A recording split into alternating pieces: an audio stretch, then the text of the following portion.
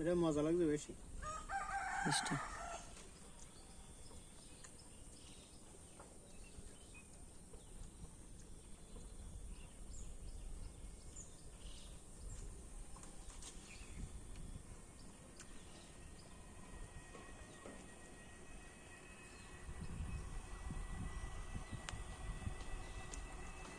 Test কেমন ভাই?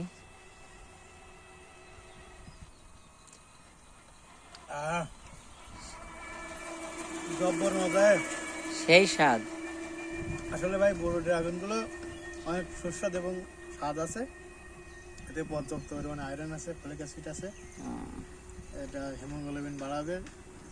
এগুলো খেলে যাদের রক্তশূন্যতার রোগ আছে তাদের রক্তশূন্যতা ভালো হবে।